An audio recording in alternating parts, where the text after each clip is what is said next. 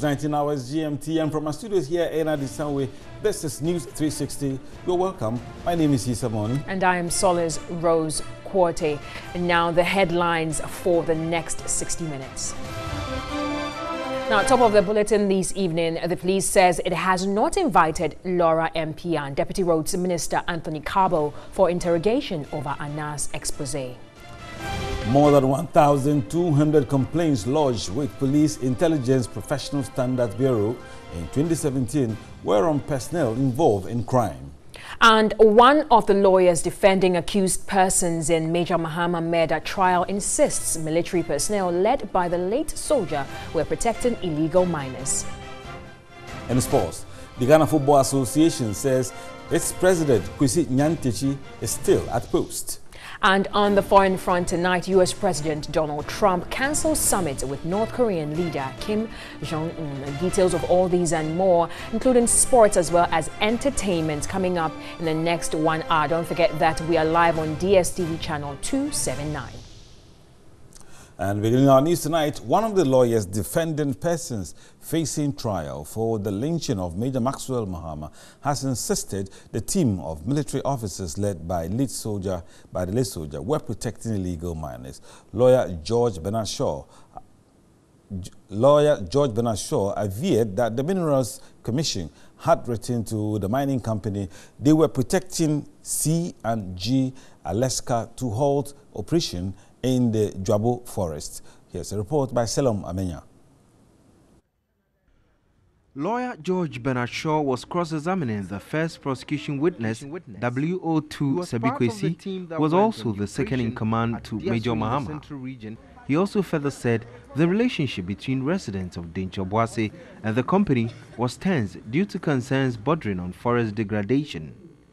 After the murder of Major Maxwell Mahama by some residents of Dencho, the District Chief Executive, Daniela Pieni, alleged C&G Alaska was engaged in illegal mining.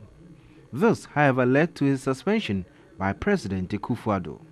WO2 Sebikwesi maintained he and his officers were authorized to protect the company and added they carried out their duty professionally. He, however, rejected the claim by defense lawyer Bernard Shaw that the military was deployed to the site due to constant attacks on the company by the residents of Diaso. Bernard Shaw made a reference to a letter written by the Minerals Commission asking the company to halt its mining activities and suggested to the witness that the company was engaged in an illegal activity. Again, WO2 Sebikwesi said he was unaware of such a directive. To the media after proceedings, father of the late Major Mahama, Captain Dennis Mahama, retired, reiterated concerns over the number of persons standing trial. I take consolation from the fact that the police are still on it. These 14 that are being tried cannot be all. We know that, well, they'll be tried, but the police is still on the heels of any others and still looking for more information to gather more people involved in this dastardly act. And at the appropriate time when they get them, we will be coming to court again. Meanwhile, the Accra High Court has ordered the head of the Disclosure Department at Vodafone Ghana to make available phone records of the first accused person, William Ba, thus the assemblyman, on May 29, the day the soldier was lynched, as well as May 30, 2017.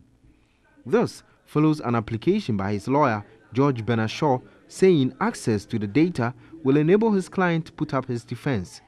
This was not opposed by Chief State Attorney Evelyn Kilson. George Bernard Shaw on Thursday concluded his cross-examination of Major Mahama's second-in-command, WO2 Sebikwesi. The case has been adjourned to June 5, 2018. It generated unresolved controversy across policy and political lines in the country. The agreement in its totality presents Ghana as a staging post and permanent ground for U.S. military operations across Africa. Now, close to 2 months after some Ghanaians hit the streets to protest the agreement, the matter appears to have been shelved. Here is a news desk report. The last time the Ghana-US military agreement came in the news was on March 28 this year, when hundreds of Ghanaians took to the streets of Accra to protest the agreement. The agreement had earlier been approved by President Nana Addo Dankwa Akufo-Addo's government, but had come under heavy criticism from the opposition, who say it undermined their country's sovereignty. There were reports Ghana and the United States were working to forge closer ties between their armed forces, but both had denied rumors that Washington is planning to set up military bases in the West African nation. In a tweet supporting the protest, former President John Mahama said, "I join in declaring Ghana first as my compatriots and other democratic forces converge to demonstrate their opposition to the Ghana-US military agreement." The United States ambassador to Ghana, Robert Jackson, thinks that an investment of $20 million in the Ghana Armed Forces in 1 year as part of the Ghana-US Defense Cooperation was a pretty significant return that Ghana ought to be grateful. Although this type of agreement was not new to Ghana, certainly the development was new to many Ghanaians. In February 1998 and April 2015, earlier memoranda were signed. The previous agreements were not known to Ghanaians because they were not taken to Parliament for ratification, even though US military has been in the country under those agreements. Some variations in the new agreement as compared to the old ones is what has generated public debate after it was leaked. For many, the most noticeable slip Ghanaian negotiators made was to keep the agreement timeless. Indeed, this is the basis for other concerns that have emerged since the agreement went public. Per the agreement, the US forces would have unfettered access to facilities and property given them until no longer needed. The government and the minority in parliament have continued to slugging out with government justifying the proposed agreement, whilst the minority has called for its immediate withdrawal from parliament, arguing that it would denigrate the sovereignty and autonomy of the government and the people of Ghana, as well as the laws of the country. But what is the current state of the agreement? Now let's move away from Ghana-US military agreement to an issue that has dominated major news bulletins in the last 48 hours. The police says it has not invited the Member of Parliament for Laura and Deputy Roads Minister Anthony Kabo for interrogation.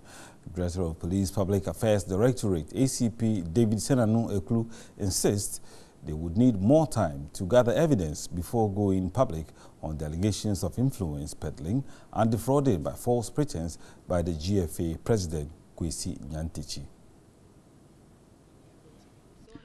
Even before the intended police-media interaction Thursday morning, news went viral. The Deputy Roads Minister Anthony Kabo had been invited by the police CID in relation to the Tiger IPI tip that had allegedly indicted the Ghana Football Association boss, Kwesi Nyantakyi. According to the report, Anthony Kabo was expected at the CID headquarters in the company of his lawyers, but the police has denied the claim. In respect of the invitation of the Deputy Minister for Roads and Highways, I want to emphasize and to inform you that nobody has invited him to come and assist with investigations. Investigations has just commenced, and we appeal to the press to give us ample time to enable us come confidently to you with whatever findings that we have. Some members of parliament reportedly expressed misgivings over the CID invitation to the Laura MP, insisting it constitutes breach of privileges. Meanwhile, the police say it is not obliged to give details of its investigations into the allegation against the GFA boss. According to the Director General of Police Public Affairs Directorate, ACP David Senanu Eklu, it is unprofessional to parade suspects before the media or aid the media to solicit information from suspects. We confirm that yes, he was arrested at the airport and he was being interrogated at the CID headquarters. He has been granted bail and investigations are ongoing. But we are coming out with new media guidelines, and under best practice, police will not parade suspects before journalists. Let us get it. It is wrong for the police to parade suspects before journalists, except where there's a need to identify the suspect. There is nowhere in the world where commentaries are run on investigations, up-to-date commentary. It doesn't happen anywhere. So please bear with us. Let us adopt best practice. This must be clear, and please let us follow this procedure. It might not be very convenient to you, but those are the best practice that I am telling you. The Tiger IPI investigative documentary is expected to be aired on June 6 in what has been billed as explosive. Meanwhile, TV3 can confirm that the police have invited the Deputy Minister for Roads, Anthony Cabo. According to the information, the Laura MP is expected to report to the police on Monday, May 28. The lawmaker's name was reportedly mentioned on the Tiger IPI investigative documentary, of which the police is investigating the Ghana Football Association President, Kwesi Nyantakyi. Joining us on the phone now is DCOP Opare Ado. He's a retired senior police officer and also a security analyst. Good evening, and thank you for agreeing to speak to us. Good evening to you and your chair. All right, sir. Could you please walk us through the normal processes the police service uses whenever a report or complaint is lodged against someone? Thank you very much indeed. When a report is made against anybody, the police has a process. You are invited in some circumstances. And in other circumstances, the police will arrest you, try to arrest you, depending on the type of offense that you've committed. If it's just an assault case, you can be invited the police to come to give your statement and others. And if it's robbery, and I know when a robber, you cannot say that you should come to the police station to answer to questions regarding his activities. So it depends on the nature of the offense. We usually put out invitations to those involved in the cases. They will come and give their statements, and that's all. So when the police invite someone against whom a report has been made or a complaint has been lodged, is it considered an arrest? No, it's not considered an arrest. It's an invitation. If a complaint has been made against you by somebody else, you come to answer to what he said. If police, after taking your statement and others, investigate the case and finds out that you are culpable, certainly you'll be arrested and you'll be granted bail. So that's the situation that we go through in police investigations. So, with the arrest of the GFA President Kwesi Nyantakyi, after which a bail was granted, was that considered as an arrest? Well, in my estimation, it can't be an arrest. It was an invitation to him. I understand. He came to write a statement or whatever. So he was granted bail. So he wasn't arrested. It was an invitation. No investigations have been completed. And even if investigations have been completed, they must be certified to be on the wrong side before the police could prosecute him. So that is the point. So in a situation where the police had to wait for the GFA president to arrive at the airport, and they took him straight away to the police quarters for him to report, is that an invitation? It is. It is in my estimation. I'm saying that's an invitation. He was out. He was not in the country. He was out of the country, and nobody could trace him if he was not spotted at the airport by the police. So the police had a role to play, and that was to pick him at the airport, bring him to the police station, and grant him bail later after taking the statement and others. So nothing wrong was done by the police at all. But there was a compelling force behind that kind of invitation, because if an invitation is voluntary, you can decide to honor it or not. But in this case, it looks as if the GFA president didn't have that opportunity to say, I will come tomorrow or the following day. He was forcibly compelled to take there. Tomorrow or the next day. A case has been made against him by His Excellency the President, and even if it was made by me, certainly the police will go in there and pick him and come to question him. He will write his statement, and bail will be granted him to accord with the Pebu and the Attorney General's ruling in the Supreme Court. So I don't think that anything wrong was done against my brother Kwesi Nyantakyi at all. All right, DC OP Opareyado, retired senior police officer and also security analyst, we are grateful for your contribution to our news bulletin tonight. Solis? Thank you very much, Isa. Let's still stay with the police service, where the Ghana Police Service has admitted there is a rise in the number of personnel involvement in crime. Now, this according to the Director General in charge of Police Intelligence and Professional Standards Bureau, PIPS, COP Nathan Kofi Boakye, is regrettable and must be checked. The public has a cause to worry over the growing number of police personnel who are caught in wrongdoings. It is indeed common these days to hear news about police personnel in all manner of crime, including armed robbery and even renting of arms and ammunition to criminals. This year alone, the service recorded close to 10 cases across the country. A case in point is the arrest of 2 police personnel at Wager for giving official arms and ammunition to criminals. So what is accounting for these, and is the police administration worried? Agreeably, there has been seemingly increase in police involvement in crime. And it's quite embarrassing to the police administration. We all feel scandalized and angry when a policeman involves himself in these offenses. But what is the police doing to correct this development? Most of those who have committed these offenses are already in court. And we will see to it that they are dealt accordingly to law.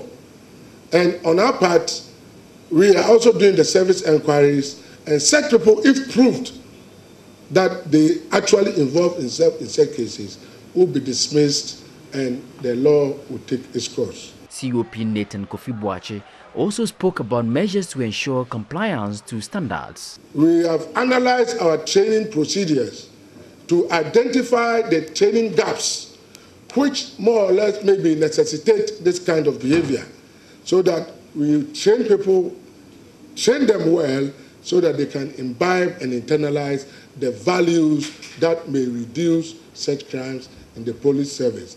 But I must be honest with you, we are all embarrassed and scandalized by such behavior.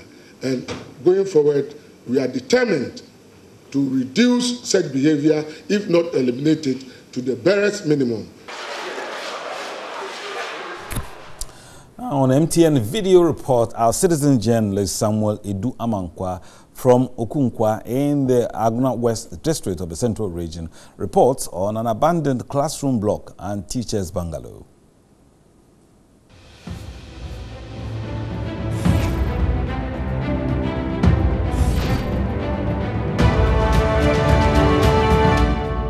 This is a 2-classroom block unit built by the government of Ghana and commissioned in 2016 for KG peoples in a community called Efumukwa in the Aguna West municipality of the Central Region.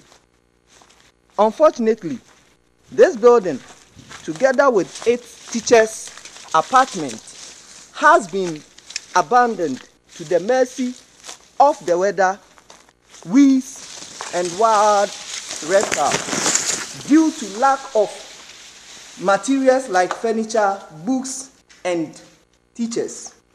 This is Edu Amankwa Samuel reporting from Aguna, Efumukwa.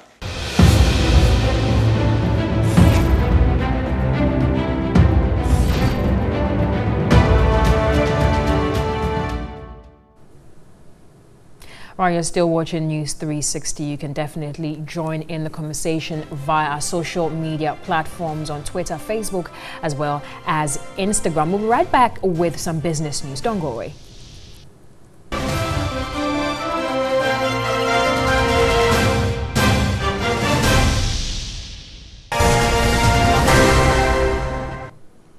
Welcome back to News 360. We're live on DSTV channel 279. Now let's do some business.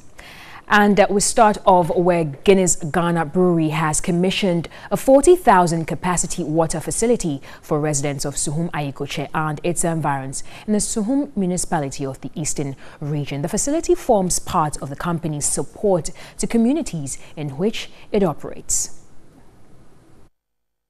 The project, which will produce 24,000 liters of water daily, was funded by the Jadara Foundation.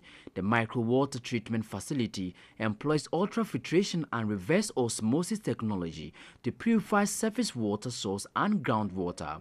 Managing Director of the Guinness-Ghana Brewery, Gavin Pike, noted that sustainable access to potable water and sanitation is the bedrock for building thriving communities across its operational areas. According to the United Nations Commission on Economic, Cultural and Social Rights, water is fundamental for life and health. The human right of water is indispensable for leading a healthy life in human dignity. It is a prerequisite for the realization of social economic well-being of any community. Sustainability and Development Manager David Graft said, by creating shared growth, communities grow and the company also achieves its intended target. Since 2015, we've put back almost half the water that we use in water-stressed areas. In many African countries, in India, and other parts of the world where we know that water is a precious resource, that by putting it back, we safeguard the future for everybody. Because by creating shared growth around the world, in Ghana, in Suham, the Corporation Affairs Director Gabriel Opoku Asare also added that some 630,000 people in 71 communities across the country have benefited from the water project supporting the UNDP Sustainable Development Goals 13 and 17. The Deputy Minister for Water Resource and Sanitation, Michael Jato, commended the company for complementing government's effort to make clean water accessible. It is in this regard that the ministry will support any initiative that will increase access to water and improve sanitation services to all Ghanaians. The Joint Monitoring Platform for World Health Organization and UNICEF stated that Ghana and the world at large have managed to reduce by half the number of people using unimproved sources of drinking water. He hinted that the ministry would acknowledge organizations which have contributed to the Sustainable Development Goals 6 and 7 by next year. Now, the year-on-year inflation from the Producer Price Index, the PPI, for all industry rose to 6.4% in April 2018. The monthly change rate was 0.9%. Acting government statistician Ban Wadie has announced the mining and quarrying subsector recorded the highest year-on-year producer price inflation rate of 10.3%, followed by the manufacturing subsector with 7.2%. The year-on-year inflation rate from the producer's perspective for all industry was 6.4% in April 2018. This rate is 2.7 percentage points higher than the rate recorded in March 2018. The monthly change rate for April 2018 was 0.9%. The mining and quarrying subsector recorded the highest year-on-year producer inflation rate of 10.3%, followed by manufacturing subsector with a rate of 7.2%. The utility subsector recorded the lowest year-on-year producer inflation of negative 0.3%.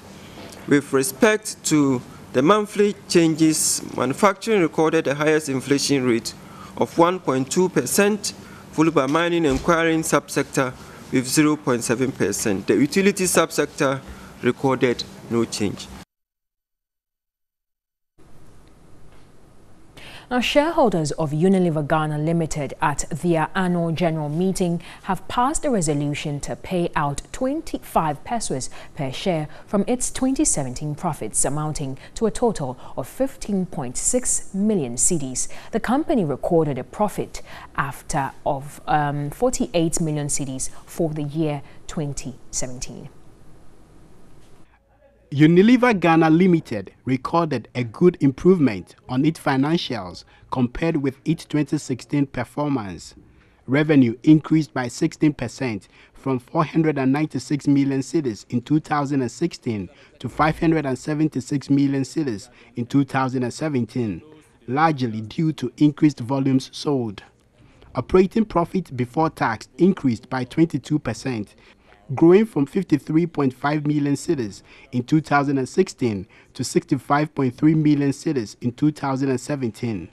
Profit after tax grew by 23.3% to 48 million cedis compared to 39 million cedis in 2016. Cash and cash equivalent improved significantly at 53 million cedis in 2017 compared with 3.5 million cedis in 2016.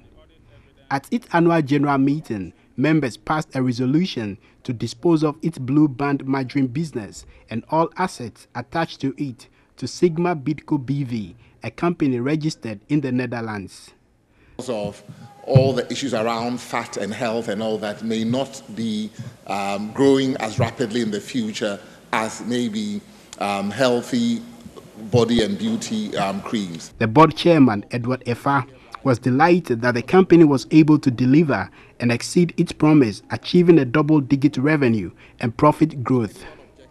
The board of directors hereby propose a dividend payout of Ghana cedis 0.25, 25 pesos per share from the 2017 profits, amounting to a total of 15.625 million. This represents 29% of our cash position at the year end. The managing director of Unilever said the business will continue to remain focused on driving growth through innovation, consumer and trade activities, all underpinned by the Unilever Sustainable Living Plan. We have sold a lot of our existing portfolio, but we've also ensured that we brought innovation to the market. Pepsodent family has increased with the introduction of Pepsodent Sensitive, which is very good product. I invite you to try it. Men have complained that they don't have a lotion, so we introduced Vaseline Men. So I'd like to say thank you to the men for adopting this product, but also thank you to the women who thought this is actually a better product and have adopted it. Members voted and re-elected directors, including Angela Piesa, Edith Dankwa, Philip Odotai-Soa, and Nazar Jaku. Well, that's it for business news this evening. So for more business stories as well as updates on developing ones, you visit our website www.3news.com. Over to you, Isa. Thank you, Solis. Let's do some more stories on News 360 tonight. Students of the Kintampo College of Health in the Bonafo region have petitioned the Vice President to immediately suspend the current administration of the Kintampo College of Health. The students, during a demonstration, expressed concerns that the school is still not certified. Johnson Tichi reports. The Kintampo College of Health, which was established in 1969 as a rural health college, now has about 2,000 student population studying certificate, diploma and degree. According to the students, they could not understand why their leadership failed to have their accreditation before running their degree courses in the school. The worried students complained the school authority had still not made any progress about the current students who are about to write the final degree papers. The peaceful demonstration started at 9 a.m.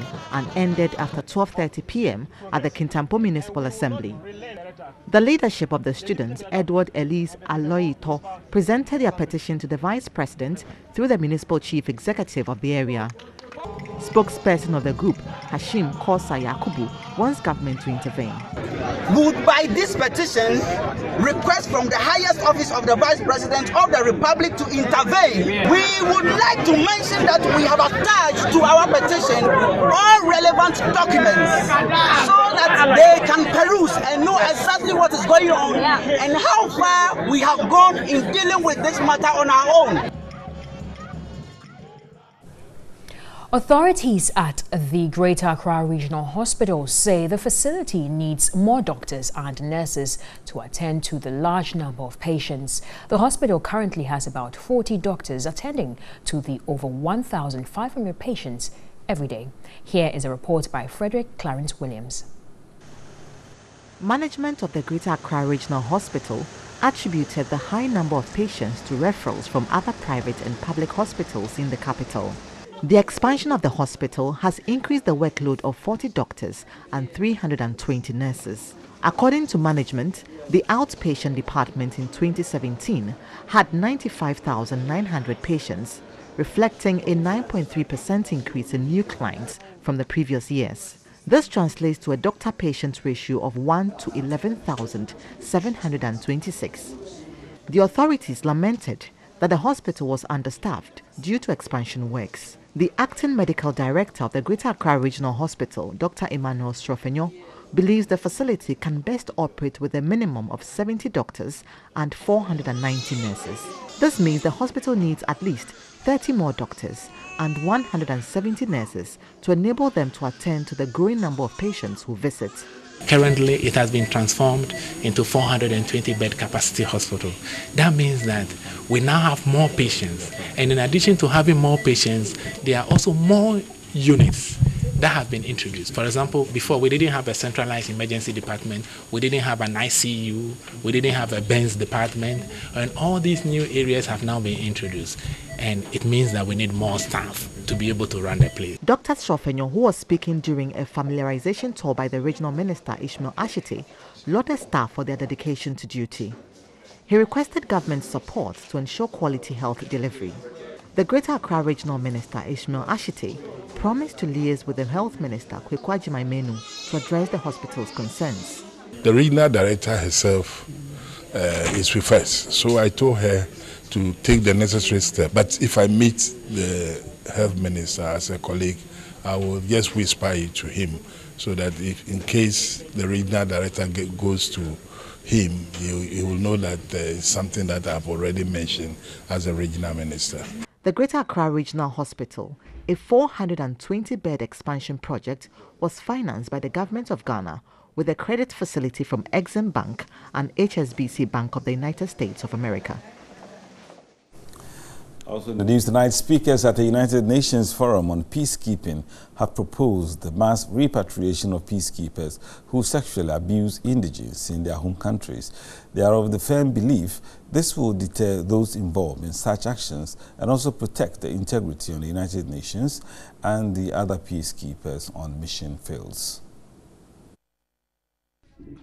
These speakers made observation at a dialogue to commemorate the 70 years of UN peacekeeping service and sacrifice across the world.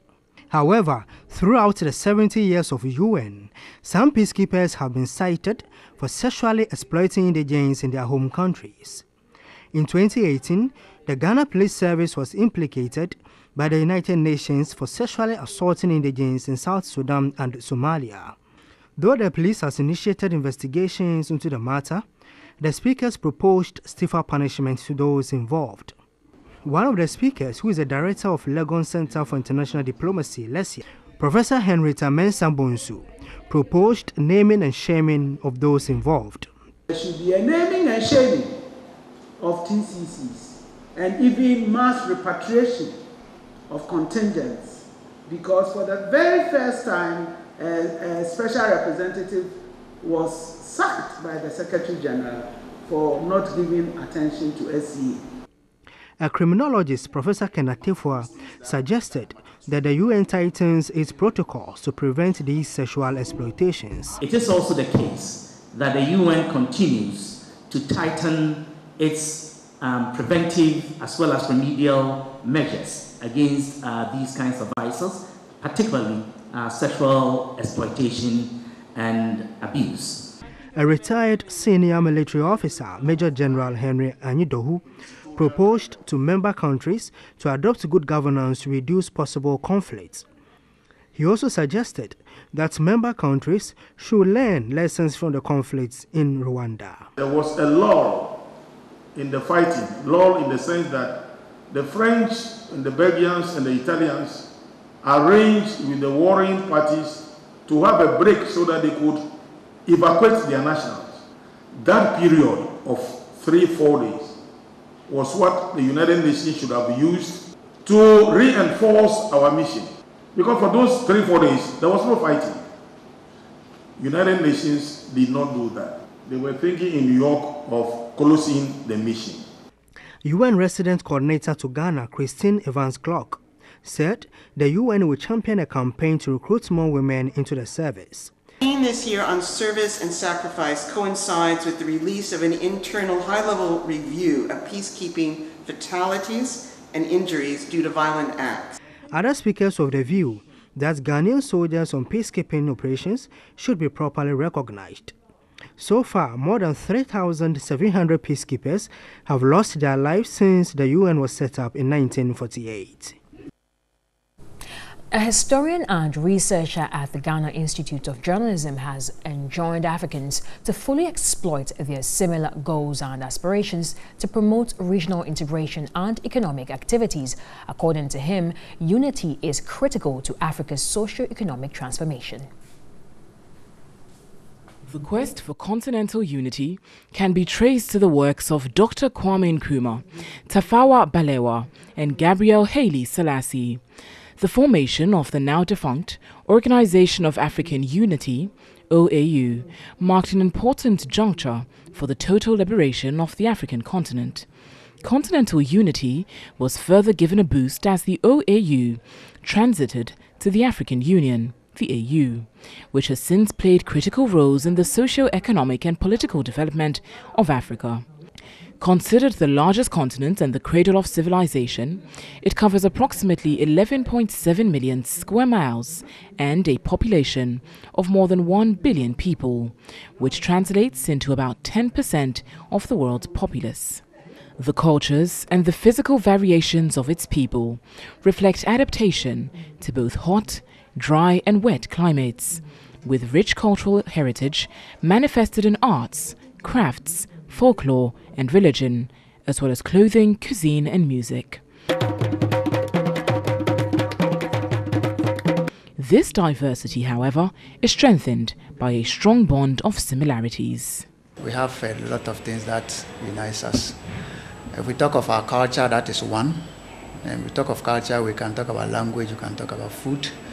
And in terms of language, you realize that most of the languages that we have today evolved from a common language.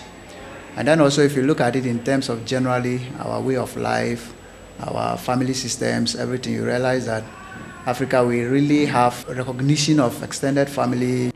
Historian and researcher at the Ghana Institute of Journalism, Tahiru Latif, indicated the continent needs committed and selfless leaders to accelerate its transformational agenda. We seeing ourselves as one, and then we trying to engage in some kind of activities that will bring us together. For instance, we've been having sporting activities, we've been having cultural activities, we have Panafest, etc. Okay, all these things are to ensure that they bring Africans together. He charged the African Union to play their part to ensure peace and stability in the sub-region, to enable the continent meet the aspirations of a prosperous Africa based on inclusive growth and sustainable development.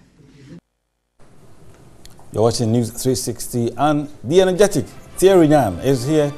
We'll be joining us with sports right after the break.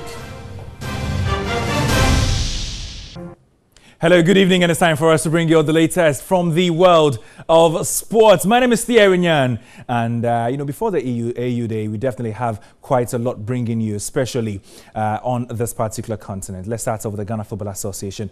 They have denied they are considering a replacement for Kwesi Nyantakyi as GFA president and say he remains the president of the association as they help the police with investigations into allegations of corruption and influence peddling.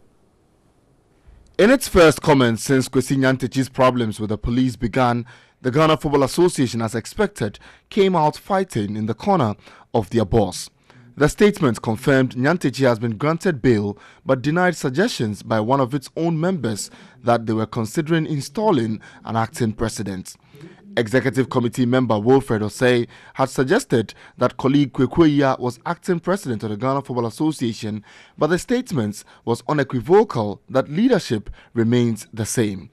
The statement said nothing has changed in terms of the GFA hierarchy and Mr. Nyantakyi still remains the president of the Ghana Football Association. The statement also said Nyantakyi has the full backing of the Executive Committee.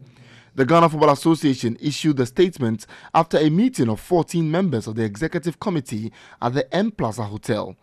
Nyantechi himself was not in attendance, but his key allies, including General Secretary Isaac Addo, were in attendance alongside George Friye, the man he recently sacked as vice president.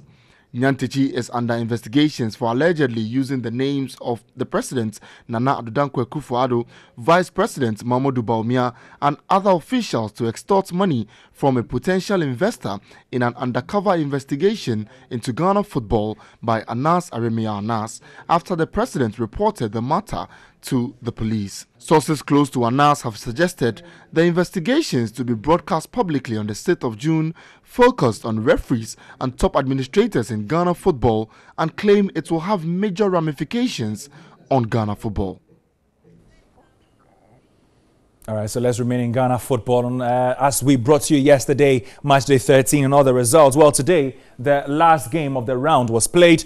Accra Hearts of Oak against Wafa, and it ended 0-0. Just so you know, it's the first time since September 2015 that these two sides have played a stalemate in the Ghana Premier League. It's not exactly as eventful as you would have thought. But let's move away from here then. Let's go straight to some of the stories still on the local terrain. Having broken onto the scene at the 2015 World Under-20 Championship as Ghana's #1 goalkeeper, Lawrence Atizigi has followed up on his bright start in his career through Sosho. He now has earned a seat on the table with the big boys in the Black Stars. Hopefully, the magic he worked in the last few months that attracted Kwesi Appiah will continue after he has arrived in the Black Stars. For many young players like Atizigi, it is about making it into the big time, and it gets no better than playing for the senior national team. As one of the two goalkeepers in the 23-man selection, Appiah announced ahead of the Iceland and Japan friendlies. Atizigi grinned from ear to ear when asked about his latest call-up. It's a great opportunity for me, and I'm so glad that I've been selected for the national team this time, so I think it's a good thing. The young goalkeeper is adamant his stop-and-go start to his international career is put to bed while he books a permanent place in the Black Stars. Well, I'll say yes, I've come to stay, and yeah, it's just focusing on what I'm coming to do here, just making my mind and trying to do all things in the right way, and I think and I hope I'm going to stay. Hard work, determination, and yeah, making my mind, preparing myself for the games, and that's it. He has only Richard Ofori to fend off in the two friendlies lined up. But there is a feeling Appiah might give him a chance as the nucleus of the team is being shaken with the Nations Cup coming up in less than a year. All right, so let's move away from Ghana football. Let's go straight to Europe. And of course, the biggest game of the season, the UEFA Champions League final, will be contested by the highest scoring teams in this season's competition, with two of the world's most potent forwards on display. But Cristiano Ronaldo says despite Mohamed Salah's achievements this season, he is nowhere close to him just yet. That is why this fixture has all the makings of a classic.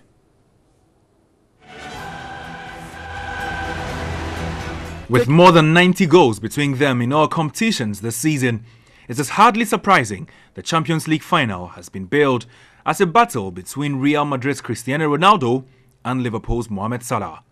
Both are sure to be in the running for the Ballon d'Or at the end of the 2018 campaign.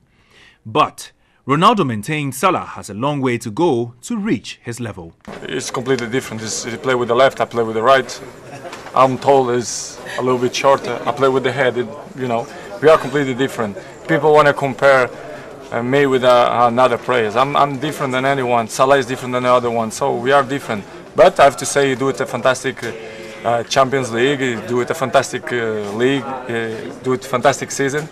But Saturday, let's see what's going to happen. Toni Kroos does not concur. He thinks Real have to do everything to stop Mo Salah or suffer a terrible fate on Saturday. I think it's a very, very good player that can bring in some difficult situations, but we will have to find a solution for him and the rest of the players, because it's not only Salah, they have huge quality in offense with Firmino and Mane also, and on the other side they are also very tough to play, they're aggressive, and yeah, at the end you have to beat Liverpool, not only one player. It is a game expected to entertain all and sundry. Goals may fly from everywhere, and this is shaping up as one of the most classic finals in recent history. Two sides With rich history in the Champions League, the world of football waits in anxiety for epic scenes on Saturday night. All right, so let's go to one of the Champions League greats, that is Barcelona legend Andres Iniesta. He says he's heading to his new home with his friend Hiroshi Mikitani, owner of Japanese top flight side Vissel Kobe. Now, Mikitani tweeted a picture of himself boarding a private jet with Iniesta, and the midfielder posted a photo of his own from inside the plane. Of course, he's on his way, the 34-year-old on his way, to Japan after a 22-year stay with Barcelona. On that note, to bring an end to the sports bulletin right here on News 360. We'll bring you some more sports news subsequently right here on this channel. Remember to catch us on Sports Unlimited at 10:30 p.m. My name is Thierry Nyan. I'll see you some other time.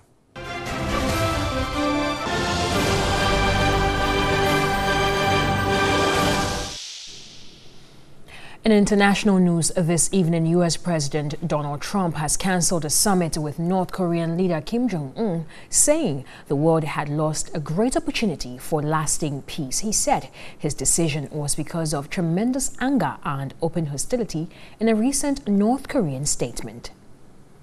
In a letter to Mr. Kim, President Donald Trump said he was still looking forward to meeting him someday. It came hours after North Korea said it had dismantled tunnels at its only nuclear test site. President Trump said he had been looking forward to the now-cancelled summit in Singapore on June 12. President Trump cited tremendous anger and open hostility displayed in President Kim Jong-un's most recent statement as basis for the cancellation. Trump ended his letter by saying Mr. Kim should call him if he changed his mind. Still in North Korea, head of the International Relations Department of the Webster University, Dr. Agnes Ko Jisi, says the cancellation of the meeting between President Trump and Kim Jong-un should not undermine the significance of the peace process between North Korea and South Korea. In an exclusive interview with TV3, Natalie Fort, she noted that the focus must be on the Korean people and their expectations. Declaration of peace on Korean Peninsula that we have just witnessed recently is undoubtedly historic, a drastic turn of political event globally, of global significance, and therefore we should not reduce it to simply a political chessboard game between two political leaders who anyway, whose respectability sometimes in doubted across the world. I think what is important, the question that we should ask are to the Korean people about what kind of peace do they want by now. I think the Koreans have come a long way by being really the official site of the end, or rather the beginning of the end of a 70-year low-intensity war. Korean Peninsula is going to be the site for the end of the Cold War. So it is by no means a small question. And I think it is time that we turn our attention to the people in North and South Korea and really try to find out what people are thinking on the ground. What are they talking about? How are they talking? Because we want this peace process to be defined by the people and not just by a minority of either the ruling elite or the corporate interests of the Americans, of the Japanese, of the Chinese, and the Koreans. That's it for international news. We have entertainment news coming up next.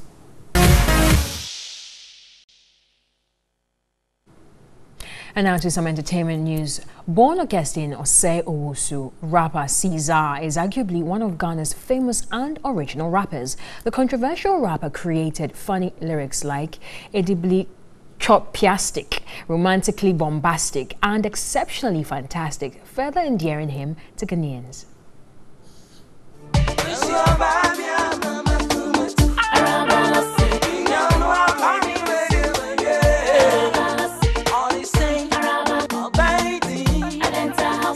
Caesar first gave music a try whilst in high school, but officially he started his career in 1999. But before then, myself, Lokenya, Achiami, Tender, Table B, and at that time, Kenya was very popular. I was popular then, and I was representing my school, TMS Secondary. When we all completed school, I traveled to the United States. So when I was in States and I heard Kenya doing world music, so this stuff we were doing is now something huge, something we know. So I have to join the wagon. Fly, fly, won't fly. This girl gonna make you fly. So believe fly, fly. That's my body, Mr. Sly. After 2 decades, the lyricist can boast of 5 albums, out of which came monster hits. My first album was Afi Namaba. Afi Namaba. Caesar. And then my second album came, so it was a very popular song, Susun Sofo. Susun Sofo, Kabi Mamuna, Semi, dear, a so snemy, Dana Menum, Dana Mebo, is you. Lady bottom power won't wobble, so me my bye. Bye. So far, so good. Excellent, succulent, elegant, romantic, bombastic, fantastic. Produced by Apietus, Caesar's third album, Araba Lawson, featuring Oforian Ponsa, further established and shot him to national fame. The third album became so popular that brought Caesar into the limelight. That was Araba Lawson. Okay, so fly. Music lovers embraced Caesar's style, but those critics who believed in hardcore rap at the time described Caesar's style as shallow. But Caesar disagrees with that. To him, his funny raps, simplified lyrics, and terminologies rather won him many admirers.